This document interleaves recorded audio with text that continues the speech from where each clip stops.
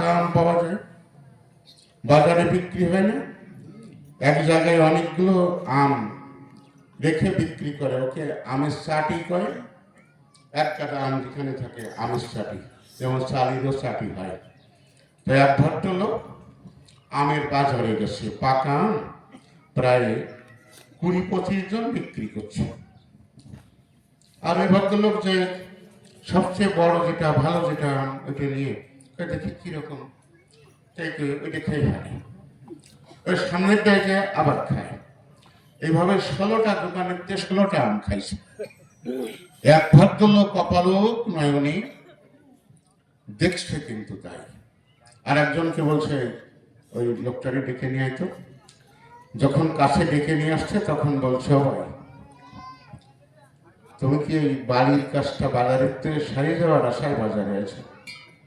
বলে না না, এরকম কোনো ইচ্ছা নেই। তাহলে আমি তো নিজেই দেখলাম যে 16টা চাটির থেকে 16টা আম খাইছো, তা বাড়ি যে আর কিছু লাগবে না খাওয়ার জন্য? পেট ভরিনি? কয় না ভাই, আমার একটা ব্যাপার হয়ে গেছে। কি? তা আমি গত হাটের সেই চুকু আম খুঁজে বেড়াচ্ছি, তলাশ করে বেড়াচ্ছি চুকু আম। তার মানে ডাক দিয়ে কয়, তার থাম, গত হাটে আম কিনতে আসলাম, এসে দেখলাম একজন বলছে আম খাবা গুড় খাবা, আম খাবা গুড় খাবা। তার দিকে দিয়ে দৃষ্টি, আমি চিন্তা করলাম আম মনে হয় গুড়ের মতো মিষ্টি। টেস্ট করলাম না, 3.5 কেজি আম যে দাম বললো সেই দামে কিনে নিয়ে গেলাম। বাড়ি যে এবার যখন একটা আমের খোসা চলে জিউ ভাই দিছি, ওই রকম শুকো আম জীবনে আমি আর খাইনি। মানে এত শুকো, যদি কুকুরের লেজ উঁচু করে পিছনে লাগাই দেয় তা দৌড় দিবে, 2-4 দিনের ভিতরে ফিরবে না, রামায়ণ মহাভারতের দেশ পার হয়ে যাবে, এত শুকো। আপনার দিকের আসে জানা শুকো আম টাকায় দিয়ে কিনলাম, বাগানে তো ফেলাই দেওয়া যায় না। একটা গাভী আছে, তার 21 কেজি দুধ হয়, অনেকের গাভী তো হয় না, ফ্রিজিয়ান গাভী, প্রায় মাথা সমান উঁচু। এখন ওই 3.5 কেজি আম গোলায় একটা বালতির মধ্যে গাভীর সামনে দিলাম, গাভীর সেবা করে নিল। পরের দিন সকালবেলায় ভাই যখন গাভী দহন করার জন্য ওই গাভীর পেটের তলে বালতি নিয়ে যায়, টান দিচ্ছি, দুধ পড়ে না, কিন্তু সর করে দই পড়তেছে। দই মানে শুকো আম ভিতরে যে সমস্ত দুধ জমি দই হয়ে গেছে, কারণ টান দিলি সর করে খালি দই পড়ে। সেই আম খুঁজে বেড়াচ্ছি। এখন প্রশ্ন একসাথে সব করে গেছে, ভিতরে যেয়ে দুধ দই হয়ে যাবে, আর টান দেবেন আর খালি দই পড়বে, খালি দই। মনে পাতা বড় করে বাংলি, মনে করো না যে দেনেওয়ালা একটু বরাদ্দ না বুঝে তোমার দেবেনি। তোমার হজম ক্ষমতা কেমন তা বুঝে শুনে তো দিতে হবে। বুড়ো মানুষ আর ছোট মানুষকে কিন্তু কম দিতে হয়, তাই না? খেয়ে আবার কাপড় টাপড় মারে, এরকম একটা সমস্যা আছে। যাক, তার প্রথম প্রশ্নখানা সভাতে করেছে যোজনা, আপনারা তাই করেছেন শ্রবণ। বলো দেখি, আমার স্থানে মাটির মূর্তির পূজা করো কেন? তোমার কাছে আমার জানবার প্রয়োজন। তারপর দ্বিতীয় প্রশ্নখানি সভাতে দিয়েছে আনি, আপনারা শ্রবণ করেছেন তাই। ডাক দিয়ে বলেছে, সবাই ভগবানকে কোন চোখে দেখা যায়, আমি তোমার কাছে শনিবারে চাই। তারপরে প্রশ্নখানা সভাতে করেছে যোজনা, আপনারা তাই করেছেন শ্রবণ।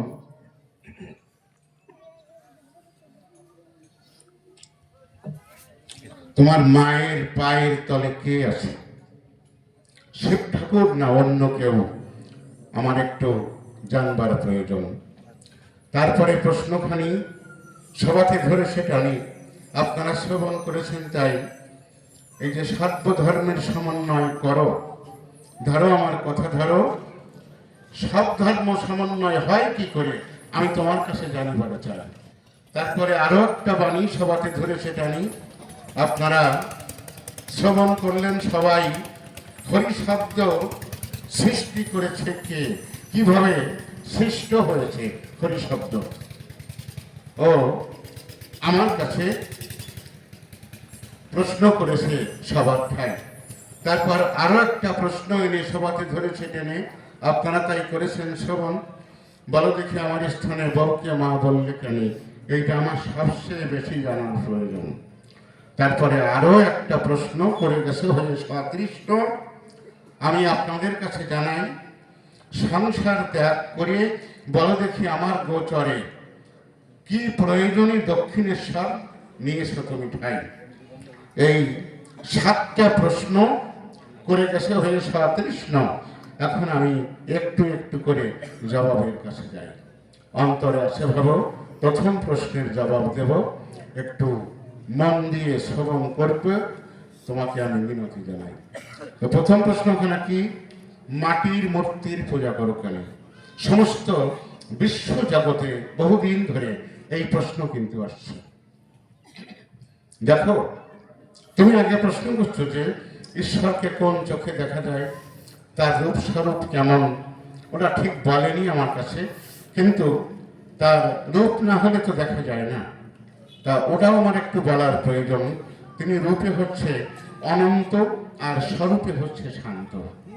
শান্ত বানানটা কিন্তু দন্ত ছয় আকার দন্ত নৈতয়, মানে স অন্ত, নিজের মধ্যে যা শেষ তাকে বলে শান্ত। আর তালব্য ছয় আকার দন্ত নৈতয় দিলে ওটা হয় শান্ত, মানে স্থির, তাই না? তিনি রূপে অনন্ত। কবি বললেন, আছো অনল অনিলে চিরনভ হনিলে ভূধর শরীরে গহনে, আছো বিটপিলতায় জলদের গায়ে শশী তারকায় তপনে, আমি নয়নে বসন বাঁধিয়া বসে আধারে মরিগ কাঁদিয়া, আমি দেখি নাই কিছু বুঝি নাই কিছু, দাও হয়ে দেখায় বুঝাই।